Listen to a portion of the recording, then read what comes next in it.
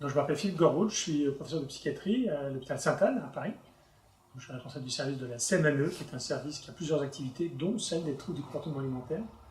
On dépend de l'université Paris-Descartes et j'ai un laboratoire de recherche dans le bâtiment attendant qui est INSERM et qui travaille beaucoup sur la vulnérabilité génétique aux comportements addictifs et notamment aux problèmes alimentaires. Qu'est-ce que l'anorexie mentale? Alors, l'anorexie, c'est la privation de l'appétit. C'est un symptôme qu'on retrouve dans de nombreuses pathologies, quand on va très mal, en général, on n'a pas très faim. Et puis, il y a une particularité dans l'anorexie, c'est l'anorexie mentale, qui est une trouble à part, qui est d'ailleurs une appellation tout à fait bizarre, parce qu'il n'y a pas du tout de privation d'appétit dans l'anorexie mentale, mais qui est un trouble dans lequel il y a un rapport à l'alimentation pathologique. Je me sens trop gros, alors que pourtant mon poids est normal, voire maigre. J'ai l'impression que je vais aller mieux en maigrissant, alors qu'en fait, plus je maigris, moins je vais bien. Et je continue perpétuellement à avoir la sensation d'être trop gros, que mon corps n'est pas celui que je ressens. Il y a donc se mettre en place une organisation où on va fuir les calories, on va augmenter ses dépenses pour se donner l'illusion qu'on va pouvoir aller mieux, c'est-à-dire qu'on s'enferme dans le cercle vicieux de la maladie. La première partie de ce séminaire concerne le diagnostic de la maladie. Quels sont les symptômes de l'anorexie mentale? Donc l'anorexie mentale a trois caractéristiques essentielles. La première, c'est donc le fait de rechercher désespérément le fait de maigrir, alors que la réalité, le rationnel amènerait à se dire que si on continue à maigrir alors qu'on est déjà maigre, on se met en danger pour sa propre santé. Le deuxième aspect, c'est le fait d'une lutte anxieuse contre la prise de poids, avec une appréhension considérable que la moindre alimentation va devenir, le fait de prendre des kilos et des kilos, de devenir énorme et donc de ne plus pouvoir se supporter. Et la troisième, c'est celle de la sensation d'une image du corps altérée. La réalité de la perception du sujet sur son corps est pathologique. Quand on demande aux patients qui souffrent d'anorexie mentale de se représenter sur des silhouettes, ils se voient 2 écarts-types au-dessus de la réalité, 2 fois plus gros qu'ils ne sont réellement, et quel que soit leur poids. Donc on a la sensation que c'est une association de plusieurs symptômes, l'anorexie mentale, autour de la calorie, la fuite de tout ce qui peut être trop calorique, du corps humain, où on a toujours l'impression d'être trop gros, et du coup de comportements inadaptés, d'évitement calorique, d'augmentation des dépenses pour avoir la sensation d'aller mieux. Quels éléments permettent de diagnostiquer une anorexie mentale chez des proches ou chez soi? Alors les symptômes que je viens d'écrire dans l'anorexie mentale sont des symptômes que les médecins repèrent bien, en général, pas toujours. C'est quand même des choses un peu particulières parce que les patients ont honte de dire qu'ils n'arrivent pas à manger ou qu'ils devraient manger, ils le comprennent parfaitement, mais ils n'y arrivent pas.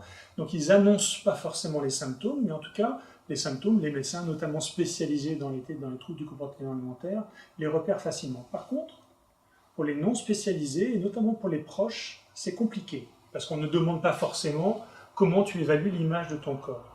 Donc ce qui est intéressant dans ces cas pour repérer ces troubles dans la population générale, c'est de repérer l'organisation de l'alimentation. C'est un trouble alimentaire, donc de voir comment les sujets s'alimentent. La sélection alimentaire, je vais prendre les carottes et les navets ou les haricots verts dans mon assiette, mais pas les féculents, pas les matières grasses. Donc ça, c'est l'éviction alimentaire de ce qui est plutôt calorique, est un symptôme de difficultés avec l'alimentation. C'est bien entendu pas forcément pathognomonique, ça ne suffit pas pour faire une anorexie mentale, mais quand ça prend une importance considérable dans l'esprit et la vie du patient, le retentissement devient plus important et alors on est plus dans la morbidité. Très rapidement, on va voir que les patients qui ont des difficultés alimentaires vont chercher à éviter l'alimentation en groupe, en famille, en amis. Pour une bonne raison, c'est que les autres repèrent ces troubles alimentaires et donc ils l'évitent. Et comme en général, il y a une certaine honte de cette pratique, ils vont essayer de pallier à ces difficultés-là, par exemple en faisant la cuisine. C'est un grand classique dans les patients anorexiques, ils ont beaucoup plus souvent derrière les casseroles que devant les assiettes. Et c'est quelque chose qui, là aussi, peut être parfaitement banal, et lorsque ces manifestations vont ensemble, doivent alerter sur certaines difficultés.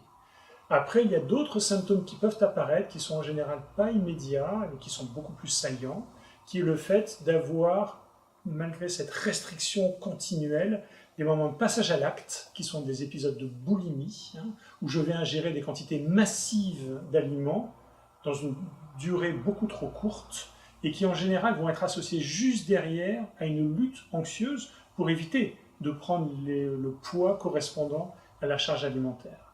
Donc ça peut être les vomissements provoqués, ça peut être des prises de laxatifs, des médicaments, une activité physique majeure, dans une lutte pour ne pas prendre de poids. Ces manifestations, notamment les vomissements, les prises de médicaments pour éviter de perdre du poids, de prendre du poids, sont des choses que l'entourage peut repérer un peu plus facilement. À partir de quel poids parle-t-on d'anorexie? Dans l'anorexie mentale, donc ça concerne en général des sujets qui sont plutôt maigres. La boulimie, des sujets de poids normaux, ce qu'on appelle les binge eating disorder, la boulimie hyperphage, elle est plutôt là à sujet à poids élevé. Donc dans l'anorexie mentale, c'est de la maigreur. Mais en fait, on n'a pas de critères de poids, de définition pour l'anorexie pour une bonne raison. C'est que c'est une manifestation de sévérité. Plus j'ai perdu de poids, plus je suis maigre, eh bien, plus je mets ma santé en danger, donc plus l'anorexie mentale est sévère. Donc oui, le poids maigre, notamment le BMI inférieur à 16,5, où en gros vous êtes à un poids objectivement trop faible pour votre taille, va faire que c'est un signe d'appel. Mais on peut aussi avoir une anorexie mentale et avoir un poids à peu près normal, parce que ce n'est pas qu'une histoire de poids. Le poids est juste une conséquence. Donc c'est plutôt l'envahissement cognitif autour des préoccupations alimentaires, des préoccupations d'alimentation et des préoccupations de son image corporelle qui vont constituer le diagnostic d'anorexie mentale.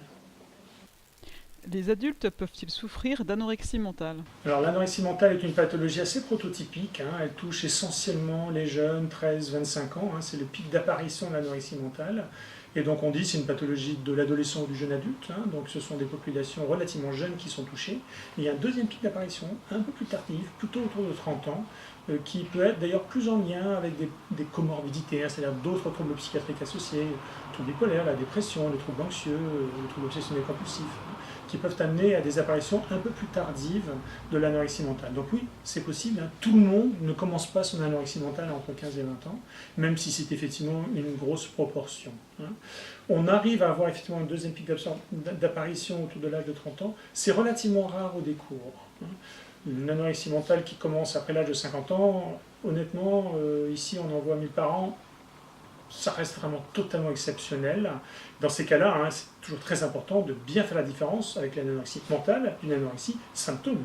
On perd l'appétit, on perd du poids aussi quand on a des pathologies somatiques, donc on ne passe jamais à côté. Et bien entendu, on commence par faire des bilans généraux avant d'aller vers l'origine mentale de l'anorexie. Le patient est-il conscient qu'il souffre d'anorexie? Alors c'est vrai que dans l'anorexie mentale, il y a mental, de suite on a l'impression de dire c'est comme dans les psychoses où les patients ne se rendent pas compte qu'ils délirent. Tout ça sont des concepts totalement erronés, donc c'est plus compliqué que ça. En fait, dans l'anorexie mentale, ce sont des filles qui sont, puisque c'est 9 filles pour un garçon, je ne l'ai pas dit en niveau épidémiologique, mais ça touche essentiellement les filles. L'anorexie mentale est une pathologie très féminine, et qui touche donc essentiellement le jeune adulte. Elles sont très performantes. Il y a une caractéristique très franche dans l'anorexie mentale, c'est plutôt les meilleures de la classe. Là où c'est particulier, c'est que c'est à QI égal. Toutes les populations sont touchées au niveau des QI. Mais elles ont des organisations mentales, neurocognitives, qui poussent à la survalorisation des récompenses différées.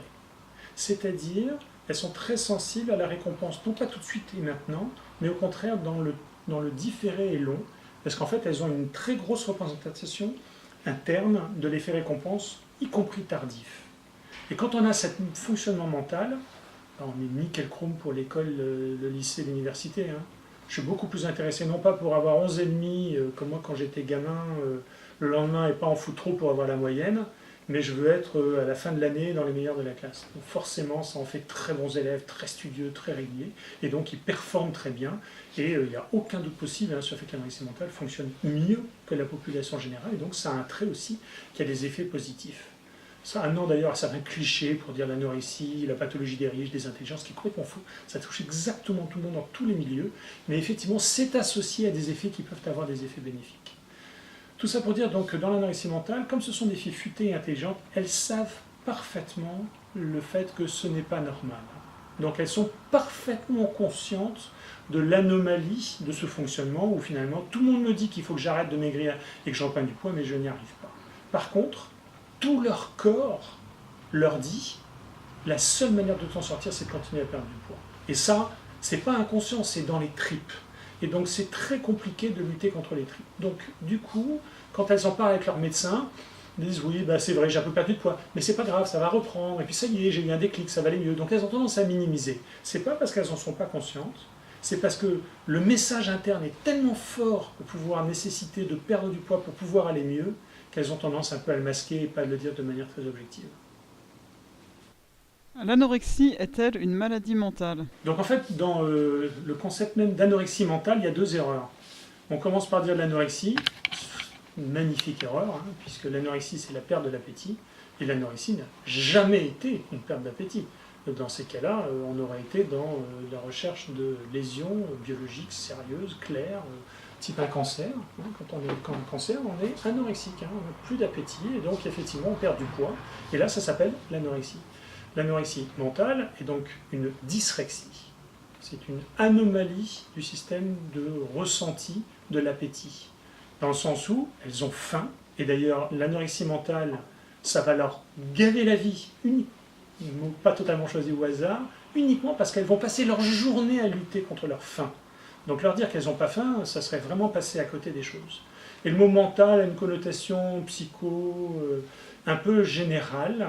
Je pense que c'est souvent utilisé pour dire c'est pas parce que c'est lié à une pathologie somatique explicite, mais le drame là-dedans, c'est qu'on dit voilà, c'est soit dans le corps, soit dans l'âme, et c'est pas une pathologie de l'âme, c'est une pathologie du cerveau. Et le cerveau, jusqu'à preuve du contraire, c'est un organe, et donc c'est une pathologie somatique exactement comme les autres. Alors, quand je dis ça, bien entendu, il y a certains clichés en psychiatrie entre ce que c'est que le somatique et pas somatique.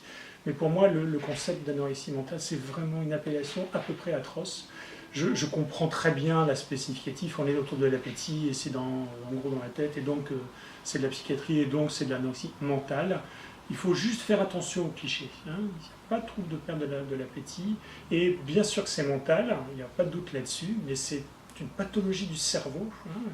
Les apparentés sains des sujets qui souffrent d'anorexie mentale n'ont pas le même fonctionnement neurocognitif que les patients qui n'ont pas de lien avec des patients anorexie mentale. Donc c'est une pathologie du cerveau, et le cerveau, ça reste une pathologie essentiellement de l'organe, certes de l'organe le plus compliqué qu'est le cerveau. Qu'est-ce qui fait que la personne anorexique est obsédée par le fait de maigrir? Alors, dans les trois critères de l'anorexie mentale, il y en a un qui est la peur de prendre du poids. Hein. C'est un concept qui est très clair et qu'on retrouve dans beaucoup de patients qui souffrent d'anorexie mentale, notamment en début de parcours. La particularité, c'est que finalement, on s'est rendu compte que ce symptôme très saillant, il était probablement tout à fait pertinent, mais comme partie opposée de la pièce. C'est-à-dire que finalement, la réalité de ce qui est vécu dans l'anorexie mentale, c'est l'effet récompense de la perte de poids, et non pas la peur d'en gagner. Donc ce que ça veut dire, c'est que finalement, c'est exactement pareil, hein, que vous vouliez à tout prix perdre du poids parce que ça fait du bien, ou vous vouliez absolument éviter d'en prendre parce que ça fait du mal, le comportement à la fin c'est le même, hein, c'est le fait de vouloir perdre du poids et d'éviter l'alimentation. Mais ce qui est très important pour nous, c'est que ce n'est pas du tout les mêmes réseaux d'organisation cérébrale. Et en fait, on a la sensation que c'est un effet récompense anormal de cette perte de poids qui les rend tellement accros à vouloir continuer à perdre du poids et que ça devient tellement insupportable l'idée d'en prendre. Il y a eu quelques études d'imagerie qui ont montré très clairement qu'il y a une anomalie dans l'anorexie mentale quand on se représente des silhouettes de gens très amaigris. Les sujets ont une réaction assez désagréable, hein, c'est un côté un peu les silhouettes d'Auschwitz, hein, des trucs qui sont très mobilisants au niveau émotionnel. Et en fait, dans l'anorexie mentale, il y a un effet de valorisation, ils allument le striatum ventral, ils ont des effets récompenses qui s'activent face à des silhouettes très amaigries, ce qui n'est pas du tout le cas de la population générale. Et quand vous montrez des silhouettes de gens en surcharge pondérale franche, hein, des sujets obèses, eh bien les anorexiques, comme les patients qui souffrent d'anorexie, comme les patients qui n'ont pas de problème, vont tous les deux avoir une sensation désagréable parce que ce n'est pas une forte désirabilité sociale que d'avoir de surpoids. Donc, cette notion de peur de prendre du poids, elle est sémiologiquement très solide, hein, c'est un symptôme saillant de l'anorexie mentale, mais probablement uniquement du fait qu'elle représente son opposé, c'est-à-dire plutôt la valorisation de la perte de poids. Et donc, ce n'est pas les mêmes organisations, et pour nous, c'est du coup pas forcément les mêmes approches thérapeutiques, et c'est tout d'un coup aussi des ouvertures à des approches qu'on n'avait pas forcément au départ. Nous passons à la seconde partie du séminaire concernant l'évolution de la maladie. L'anorexie mentale est-elle une maladie de longue durée ou peut-elle être épisodique ? Alors dans les notions épidémiologiques de l'anorexie mentale, c'est important de se rendre compte en gros quelles sont les chances de succès et autres. On reste en gros avec des données plus ou moins variables, un tiers, un tiers, un tiers. Il y a un tiers de patients d'anorexie mentale qui vont faire un épisode anorexique, qui vont se soigner de cela, qui vont guérir et qui n'entendront plus parler quasiment de l'anorexie mentale au cours de leur vie. Donc ça c'est le tiers très positif. Il y a un deuxième tiers où on va avoir une amélioration franche qui sera plus forcément syndromique. J'en ai pas parlé parce qu'en fait ce n'est plus un critère maintenant, mais il y a souvent une aménorrhée, une perte des règles chez les jeunes femmes qui sont trop amaigries, parce que ça dépend effectivement aussi du cycle métabolique. Et donc ces sujets-là, elles vont retrouver leurs règles et elles n'auront plus d'aménorrhée au décours, de perte de règles. Et ces patientes-là, par contre, peuvent garder des petites manifestations stigmates de leur anorexie mentale passée. Ça veut dire un peu de choix alimentaire, des préoccupations sur sa silhouette, sur des régimes un peu plus importants que la population générale, mais bon an, mal an, pas forcément besoin de traitement, pas forcément besoin d'hospitalisation, c'est mieux si elles sont suivies, mais en gros, le pronostic est plutôt bon. Et puis on a un tiers de patients anorexie mentale qui sont très difficiles à soigner, qu'on prend en charge, qui nécessitent des hospitalisations et des prises en charge relativement lourdes, et des patients qui sont difficiles à soigner, pour lesquels on est soit dans la chronicité, soit dans le maintien de symptômes plus ou moins épisodiques au cours de leur vie. L'anorexie peut-elle être associée à d'autres pathologies ? Dans la notion de ce qu'est l'anorexie mentale, c'est compliqué toujours en psychiatrie de se dire qu'est-ce qui est parfaitement spécifique. On a des comorbidités fréquentes dans l'anorexie mentale. La plus fréquente et la première à citer, c'est la dépression. La dépression qui d'ailleurs rarement est primaire, c'est beaucoup des dépressions secondaires. C'est-à-dire, vous êtes anorexique, votre vie est envahie par la bouffe, ça vous empêche de vous concentrer, vous êtes fatigué, du coup vous dormez mal, du coup vous avez des retentissements sur votre fonctionnement scolaire, donc vous avez des sensations d'échec. Comme vous n'arrivez plus à manger en public, du coup vous vous isolez, vous avez moins de relations sociales, votre vie s'appauvrit et donc vous vous déprimez. C'est une conséquence fréquente de l'anorexie mentale, et donc l'anorexie mentale est un vrai facteur de risque pour la dépression.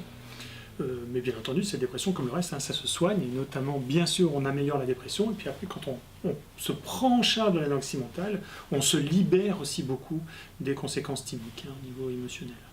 Les deuxièmes comorbidités importantes, c'est le TOC, les troubles obsessionnels compulsifs, qui ont là un lien de parenté avec l'anorexie mentale qui est loin d'être anodin.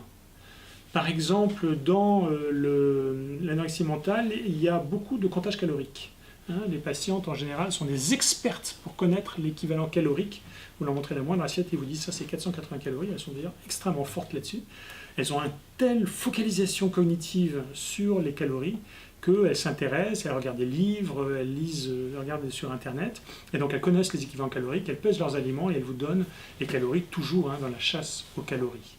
Et donc cette notion-là de comptage calorique, elle peut être extrêmement envahissante, et les patients peuvent passer beaucoup de temps à compter les calories dans leur journée, et ça rappelle l'arythmomanie qu'on observe dans le TOC, c'est-à-dire le fait d'être obnubilé par des comptages de vérification dans sa tête, qui est là très proche du TOC. On a beaucoup plus de TOC dans l'anorexie mentale qu'en population générale. Donc on pense que ce sont deux pathologies qui peuvent avoir des substratums communs entre le TOC et l'anorexie mentale. On a d'autres troubles qui sont un peu plus fréquents, tous les troubles anxieux et les troubles bipolaires, c'est-à-dire en gros des manifestations qui sont vulnérabilisants et probablement aussi aggravées par l'existence de l'anorexie mentale.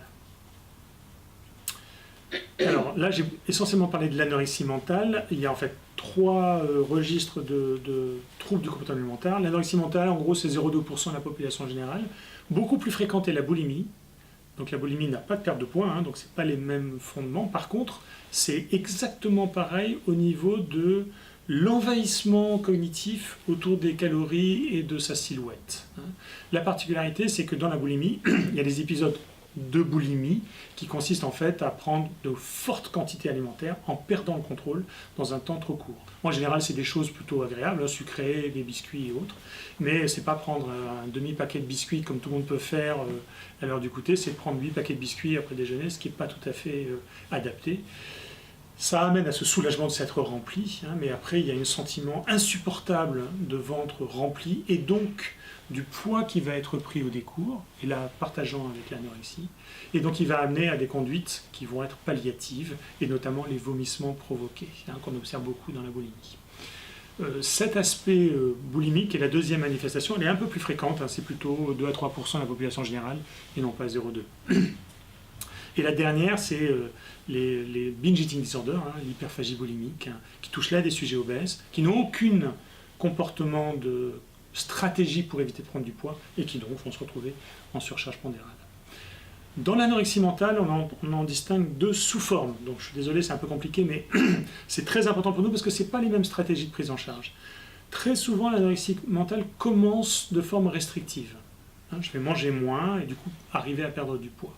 Et puis, certaines commencent directement par des formes boulimiques, mais par contre tout de suite avec des comportements de purge ou de prise de médicaments pour éviter de prendre du poids.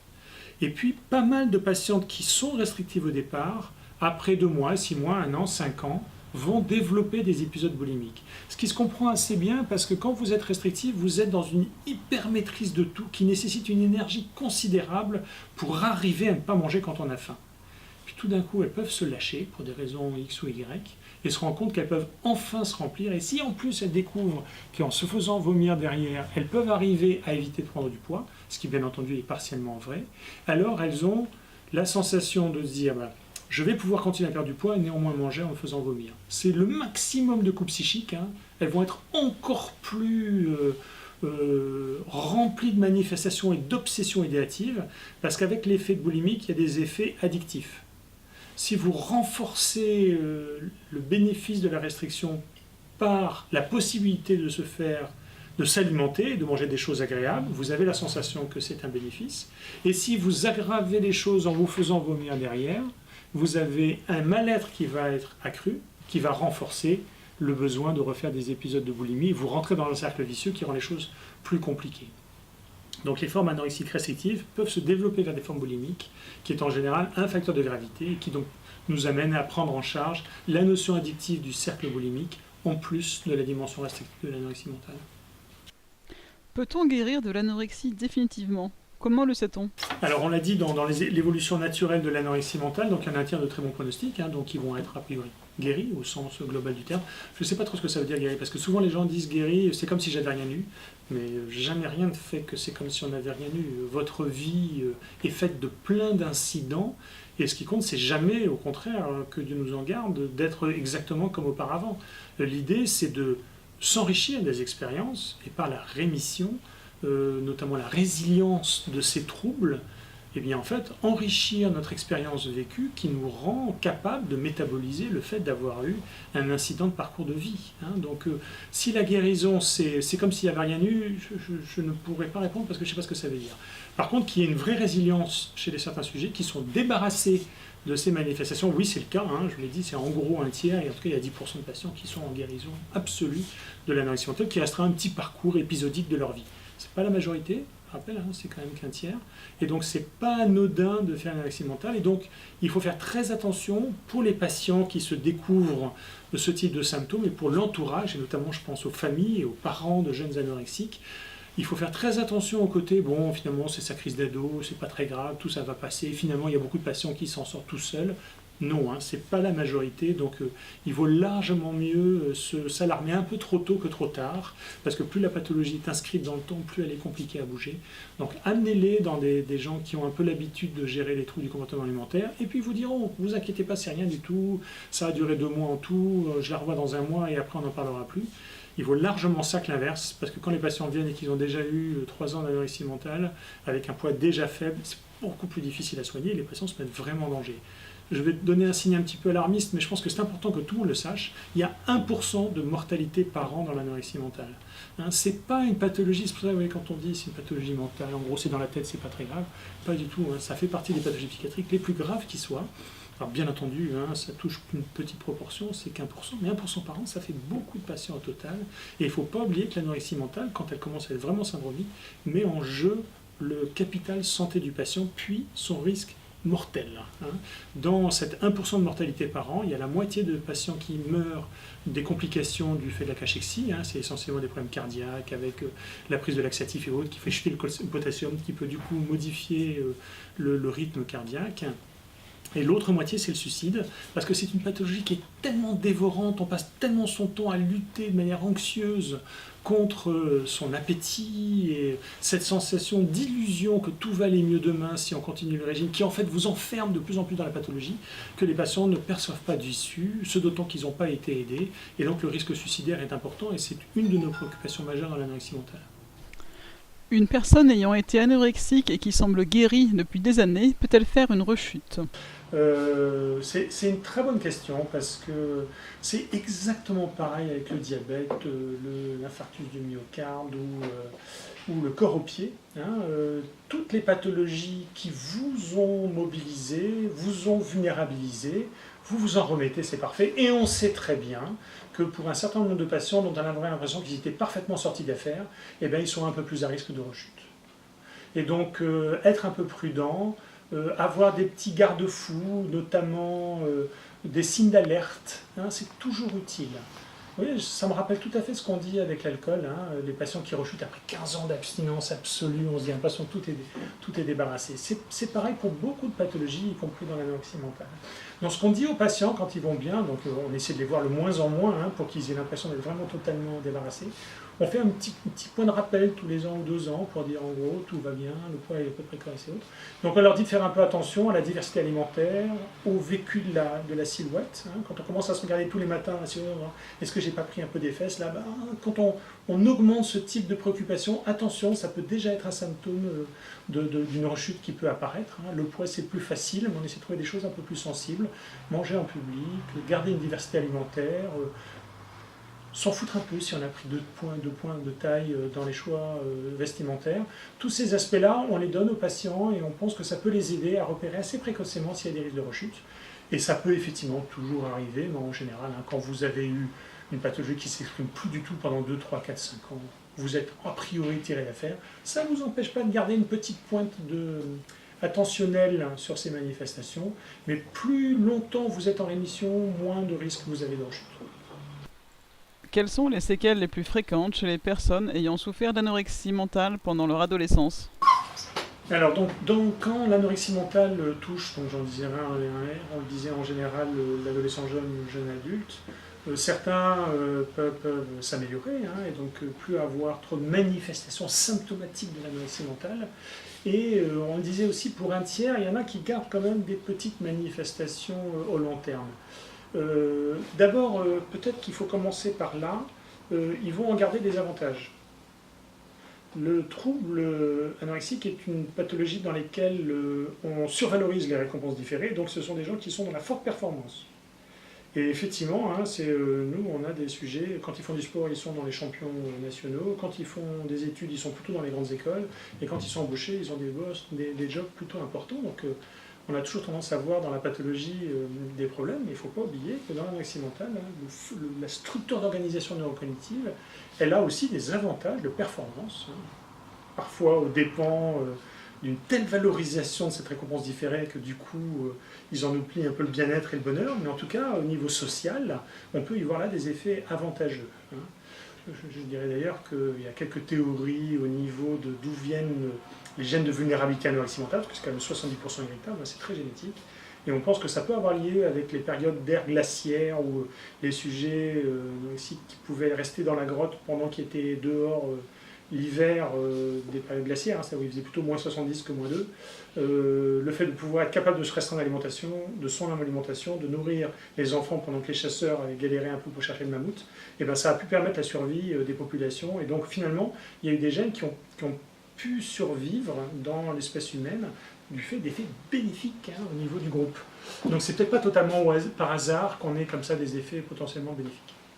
Après, dans ces manifestations subsyndromiques de l'anorexie qui peuvent perdurer, on a des préoccupations alimentaires, on a un vécu de silhouette qui peuvent être trop importants, même si c'est donné avec suffisamment de recul parce que la patiente a pris une maturité, une connaissance de son trouble et qu'elle est capable de mettre en place des stratégies qui l'aident à vivre avec cela, qui lui permettent de ne pas rejeter l'anorexie mentale. Alors, au niveau purement somatique, lorsqu'on a été anorexique et qu'on ne l'est plus, ce qu'on a souvent, c'est des variations de poids. Quand on a du mal à réguler son appétit, son alimentation, quand on a du mal à vivre dans sa silhouette, on a des effets yo-yo avec des prises de poids, perte de poids, etc. Ce qui n'est jamais très bon, ni pour le vécu personnel, ni pour le corps. Et on a des sujets qui ont été anorexiques et obèses, donc pour lesquels là, les séquelles et les stigmates sont particulièrement sévères au niveau somatique. Après, on peut avoir des manifestations de vulnérabilisation cardiaque ou digestif du fait d'avoir eu des rapports particulièrement malsains avec l'alimentation pendant quelques années. Mais en général, dans l'anorexie mentale, quand les choses ont été prises en charge pas trop tard et que l'amélioration est forte, souvent nous n'avons aucune séquelle de l'anorexie mentale.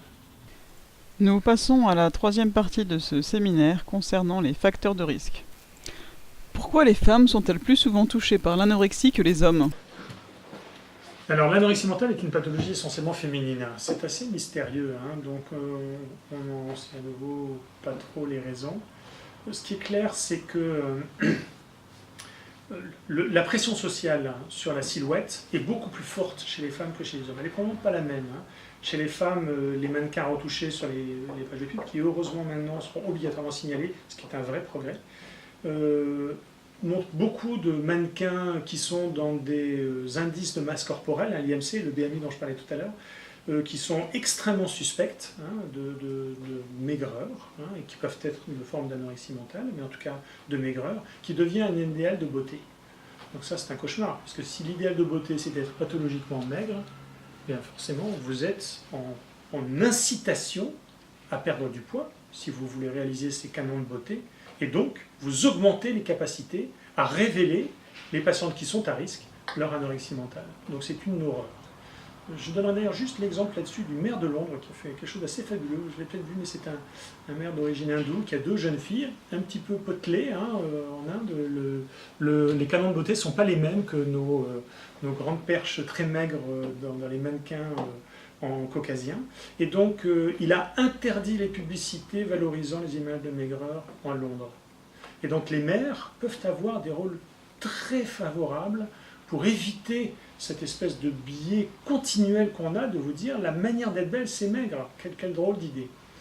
En tout cas, tout ça pour dire, ce qui est important, c'est que cette pression sociale, elle va plutôt chez les hommes musclés et chez les femmes maigres.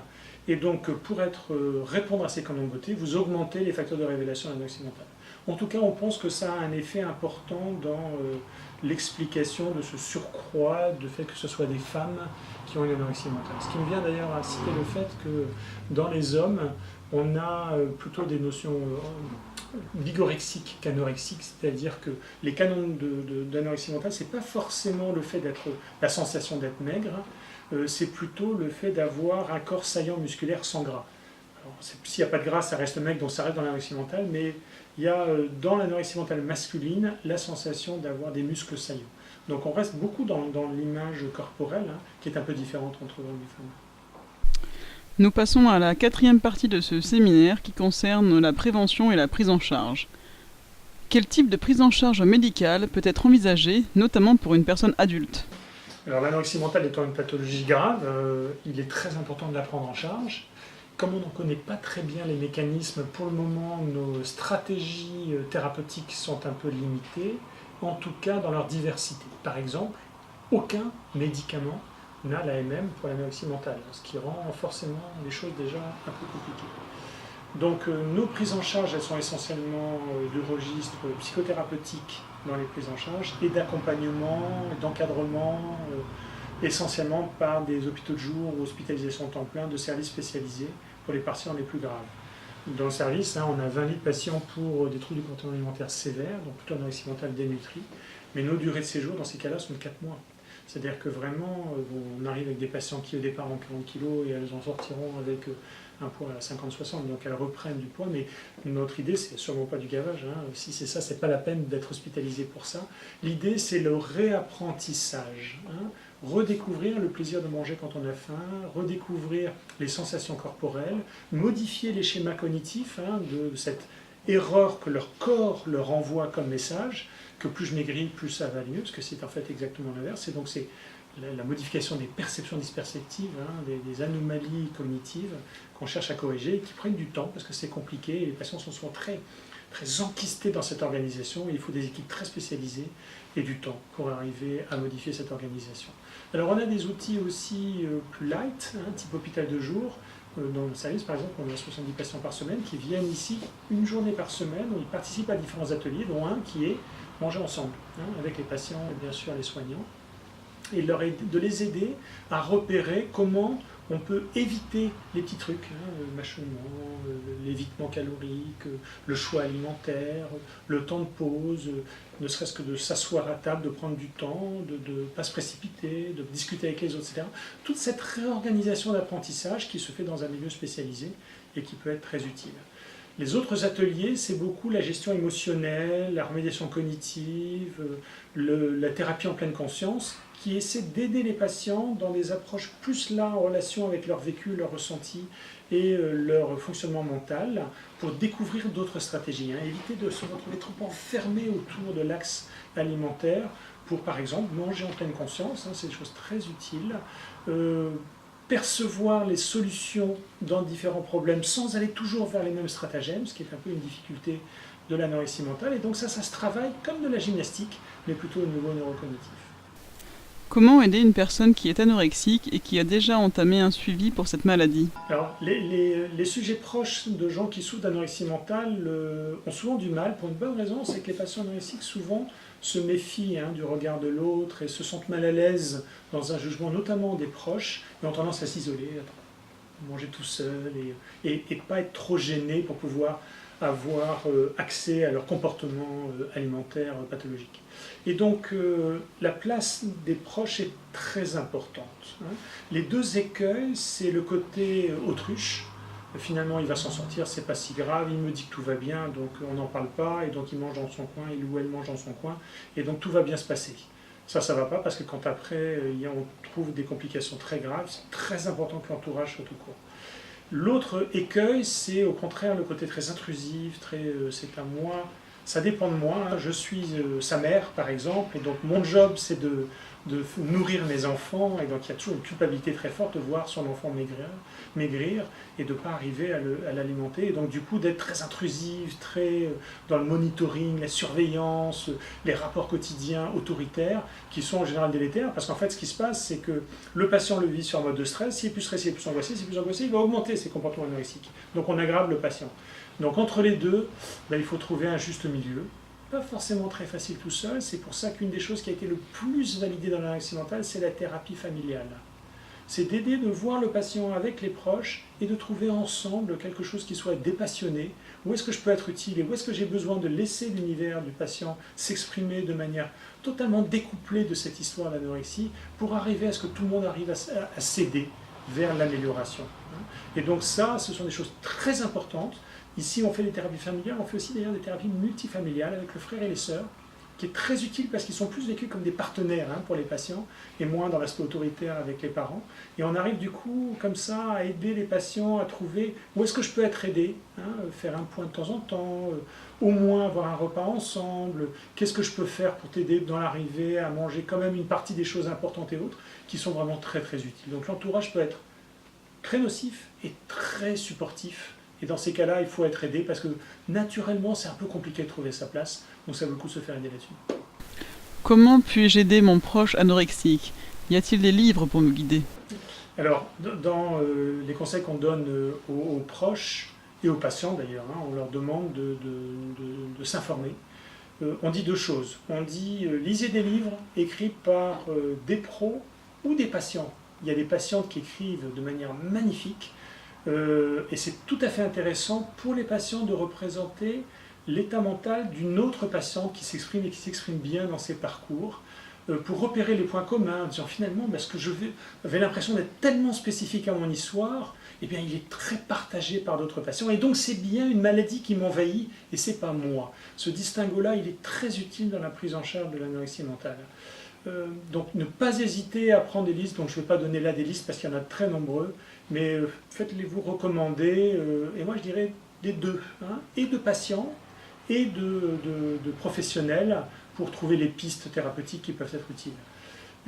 La deuxième chose qu'on dit aux patients, c'est faites gaffe au chat.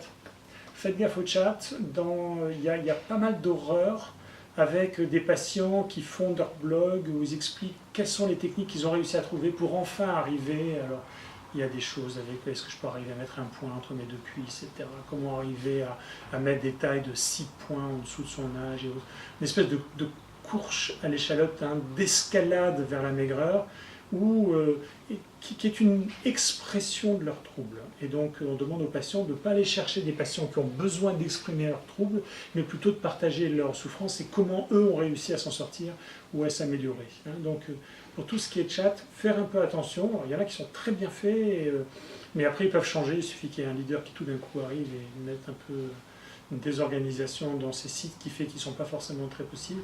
Mais juste faire attention au chat. C'est assez naturel d'aller regarder, hein. C'est les premiers choses qui sortent sur Google, donc forcément les patients y vont, qui gardent bien l'idée que pour des patients, c'est des choses qui sont finalement plus délétères qu'autre chose, donc plutôt aller vers les guides professionnels. À quand une prise en charge plus individuelle et moins stigmatisante? Alors, la prise en charge de l'anorexie mentale, on l'a dit, hein, comme c'est une pathologie pronostic défavorable, avec des risques majeurs, les prises en charge sont longues, lourdes, et donc elles sont en général vécues comme douloureuses. Et c'est parfaitement compréhensible, hein, les patients n'aiment pas être hospitalisés, mais qui aimerait être hospitalisé, hein, qui plus est pour longtemps, et pour faire l'inverse de ce que son corps réclame. Donc bien sûr, le vécu de l'hospitalisation, des prises en charge, il est perçu souvent comme désagréable, mais c'est vrai de toutes les pathologies graves. Hein. C'est pas facile de se rendre compte qu'on doit avoir une prise en charge assez lourde pour se débarrasser d'une pathologie si elle est déjà avancée. Toutes les prises en charge sont bien sûr personnalisées, c'est-à-dire qu'on tient compte spécifiquement des difficultés du patient, de sa comorbidité, de son profil, pour donner la prise en charge qui est la plus adaptée face à son trouble. De l'extérieur, comme ça peut avoir l'air de donner la sensation que finalement on fait à peu près la même chose pour tout le monde. Il y a des étapes un peu incontournables, hein, la reprise de poids, la diversité alimentaire, la reprise de l'alimentation pour pouvoir reprendre des kilos, mais ce n'est pas la finalité. C'est une des manières d'arriver à l'amélioration, c'est-à-dire, il n'y en a qu'une, le bien-être. Le fait d'être soulagé de ses obsessions idéatives autour de l'alimentation et de son corps. Les prises en charge, par exemple, comme je l'ai dit tout à l'heure, autour de la rumination cognitive ou de la thérapie en pleine conscience, c'est complètement dépendant des patients et de leur état. Et on ne le donne pas à tout le monde et au départ. On tient compte de l'évolution du parcours pour voir s'ils vont bénéficier ou pas de cette amélioration. Ça, c'est pour les aspects, effectivement, de personnalisation de la prise en charge. La deuxième aspect, c'était quoi ? C'est sûr, moins stigmatisant.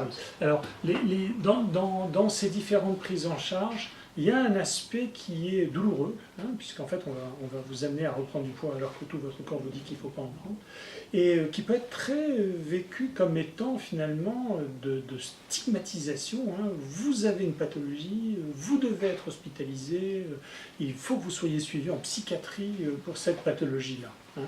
Alors, c'est un vécu désagréable, donc un effet socialement stigmatisant, qui, à mon avis, reflète une seule chose.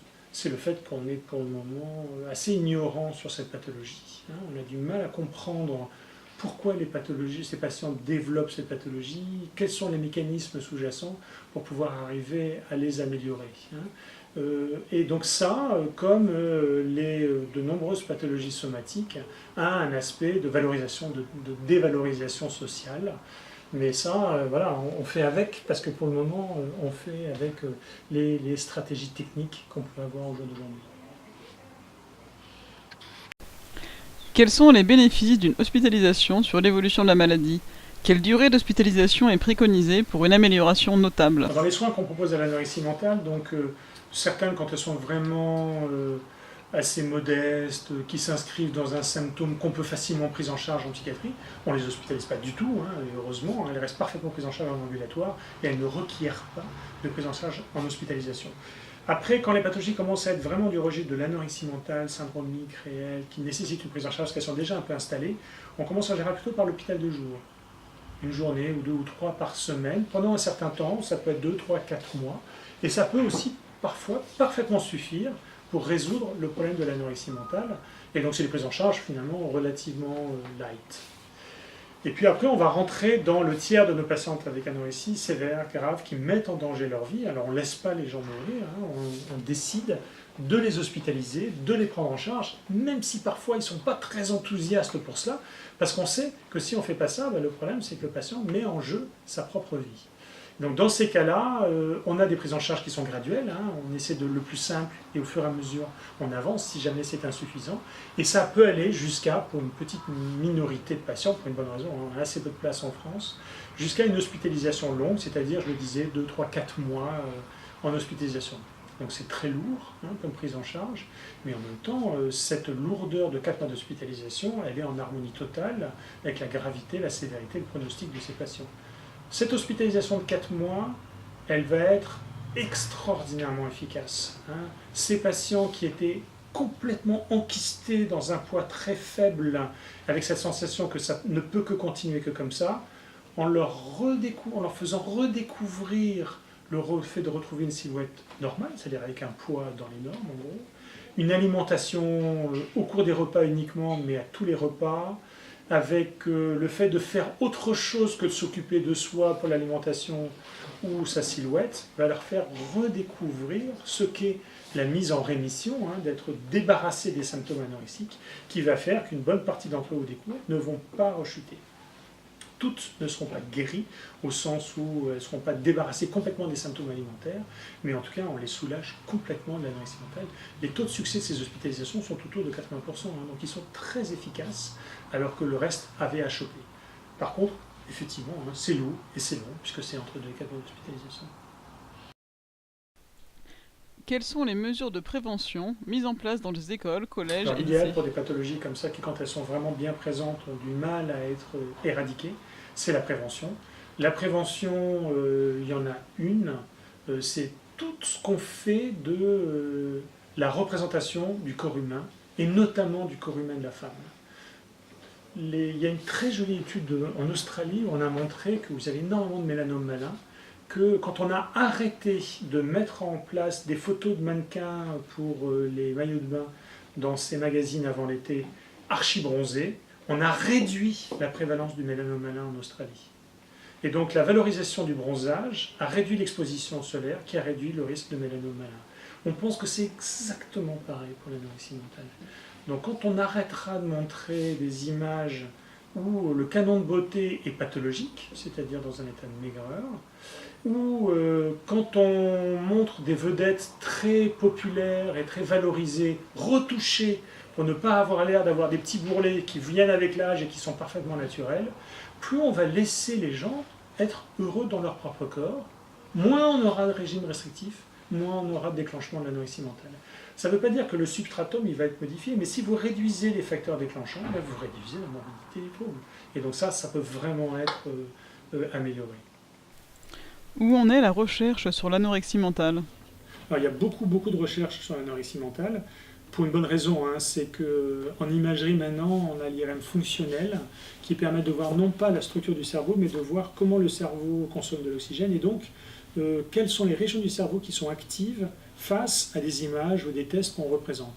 Et donc dans l'anorexie mentale, on a la possibilité de le représenter, par exemple, un McDo bien gras dégoulinant avec des frites versus une feuille de salade, et en disant quel est le choix alimentaire que vous feriez pour le déjeuner. C'est bien un peu des choix de l'anorexie mentale, mais on peut voir par rapport à des sujets qui n'ont pas d'anorexie mentale, pourquoi ils traitent l'information différente, comment ça se passe, qu'est-ce qui change quand ils reprennent du poids, et qu'est-ce qui peut être le signe prédicteur de fait d'être en rémission et débarrasser complètement le problème d'anorexie mentale. On a donc des études d'imagerie très performantes qui devraient nous aider beaucoup à essayer de mieux comprendre les mécanismes de l'anorexie mentale. On a aussi beaucoup d'études sur la génétique, puisqu'on a dit que c'était très héritable, et notamment surtout de l'épigénétique. comment l'accès au génome peut être modifié par les facteurs environnementaux. Et ce dont on s'est rendu compte, c'est que ce cercle vicieux de l'anorexie, une fois que j'ai perdu beaucoup de poids et que j'ai une anorexie mentale, eh bien en fait j'ai du mal à revenir à un comportement alimentaire sain, et donc on pense qu'il y a là des cicatrices essentiellement épigénétiques de cette perte de poids majeure. Et on a de plus en plus de pistes, notamment autour de facteurs neurotrophiques, dont on sait que le gène qui code pour l'un d'entre eux, le BDNF, est effectivement associé à l'anorexie mentale, qu'il y a des régulations épigénétiques dues à la perte de poids, qui permettraient d'assez bien comprendre cette organisation où tout le monde n'est pas égaux pour développer la pathologie. J'ai une des formes de ce gène qui peut être surexprimée chez les patients qui ont une anorexie mentale. Et quand je perds du poids de manière importante, je vais avoir des régulations épigénétiques de ce gène qui va être encore moins capable de transcrire un facteur normal. Et donc, ça permet d'assez bien réconcilier le facteur déclenchant avec la perte de poids, le terrain à risque génétique et les stigmates d'une perte de poids longue qui vont, par les régulants épigénétiques, amener à avoir une installation dans la maladie qu'on va essayer par la suite de traiter. Et dans ces traitements, les régulants épigénétiques, la régulation épigénétique peut être aussi une cible potentielle de traitement, et c'est une des pistes qu'on développe aussi dans le développement des traitements de l'anorexie mentale.